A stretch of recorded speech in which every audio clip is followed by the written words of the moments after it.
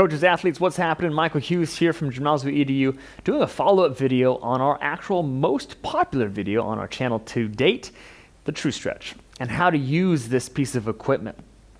This piece of equipment is, well, it's pretty awesome, to be quite frank with you, but most people do not understand it. They don't know how to use it, and that certainly was me 17 plus years ago when I started out as a trainer. I actually had two of these in the gym that I was at, Bally Total Fitness. I think they've gone bankrupt at this particular point, but I actually told my clients, don't use this, please.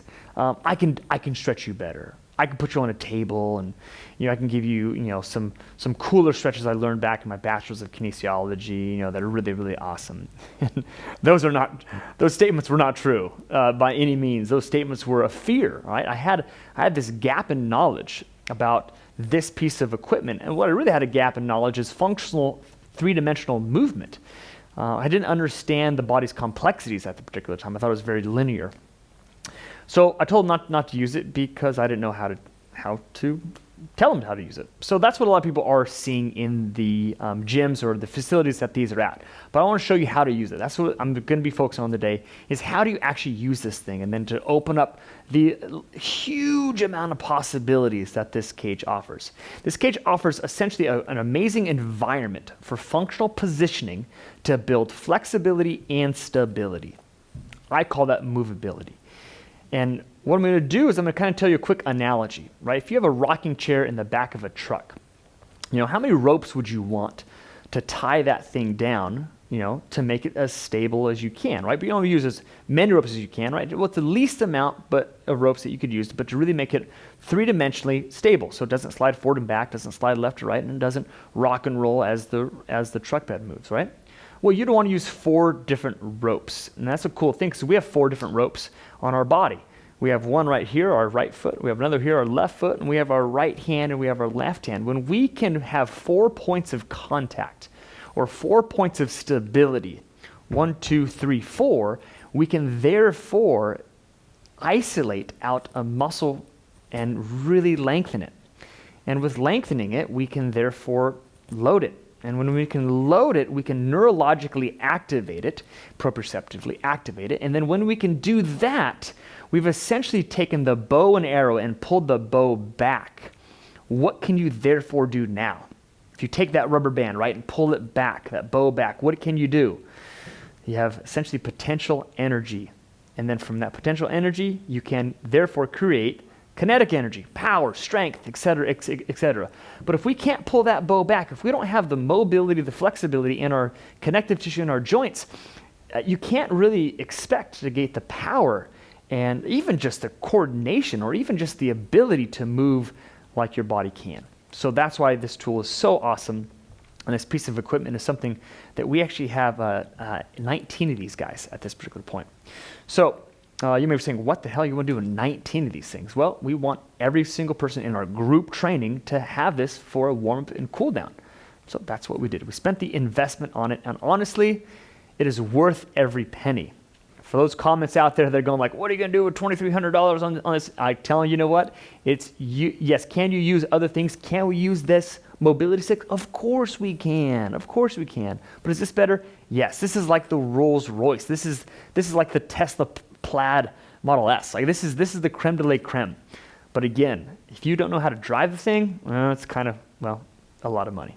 So 4 points of contact, that's what we want. Why do we want 4 points of contact? Because 4 points of contact allows our body to feel comfortable, feel stable, feel in control, and therefore we do not have to fight for flexibility. If you've ever done a yoga class, if you've ever done any sort of stretching class, to hold a position and stretch and get into that motion, you're actually fighting gravity, ground reaction forces, mass and momentum, and the spin of this earth, right? You have to balance yourself to get that done. Well, can you get the best stretch when you're trying to hold on and contract muscles and balance yourself while trying to lengthen a piece of tissue? The answer is simply no. Is it good? Yeah, it's definitely good. I'm not saying it's not good, but this is better.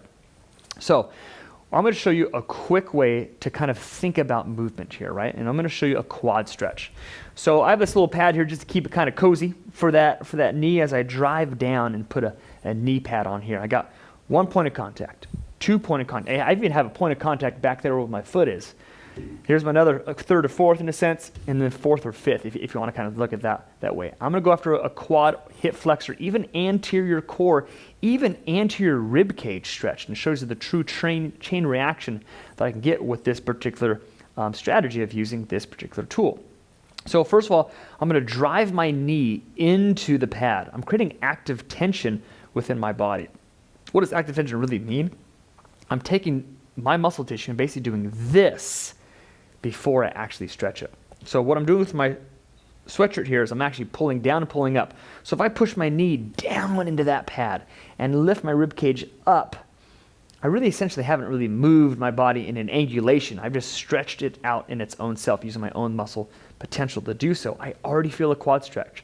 I already feel a bit of a hip flexor stretch. I already feel a bit of a core stretch. Now from there, I can drive my front knee forward. And this is what 4 points of contact gives me. I can now use other body parts like my left knee here to drive the stretch. And I'm doing a anterior angulation or forward drive. And that really lengthens my front quad, my front hip on this side, and my front core. Well, what if I want to hold that position? Hold that position in front of me. I'm getting a good, let's call it 80% stretch. Now I can hold that position and easily drive my pelvis now, not my knee, but my pelvis, left and right. And essentially what I'm doing is I'm taking my tissue and lengthening it, driving it forward on one side or driving it forward on the other side, and now going left and right with that tissue. Am I getting a better lengthening? Is my point A and point B getting further away? The answer is yes. Is that going to be a better potential stretch? Absolutely. So now I can do the same thing with my pelvis. I can drive my pelvis to the right and left. As I do so, am I getting a different and more essentially deeper stretch? The answer is yes. I'm doing that with my shirt here. I'm basically spinning it and spinning it. And that allows to get a greater potential stretch in my core going this way, but a better potential stretch in my hip going the opposite way, or you get the idea of what I'm talking about, right? Our body and our tissues can move in 3 planes of motion. That is not an opinion, that is just a fact. So if we're going to try to lengthen it as much as possible to get the most potential out of our connective tissue to be that bow and arrow, then I'm going to want to lengthen it in all the ways that it possibly can. Of course, pain-free, of course not overdoing a joint, of course making sure that we find the limits of that particular athlete or yourself, right? All those things are givens. So I can move in a position, and honestly, I can't get that quad stretch. I can't get that hip flexor stretch by just doing this, right? It's just not the same. Is this an okay stretch? Of course it is, but it's not going to be the same because I have essentially ground reaction forces. I have that pad pushing up. My proprioceptive system is being authentically stretched. For this one, my foot is essentially not connected to anything. My knee's not connected to anything. So my proprioceptors are not being, or my movement nerves, call it muscle memory if you want to, are not being appropriately stretched. Therefore, the integrity of that stretch has gotten less.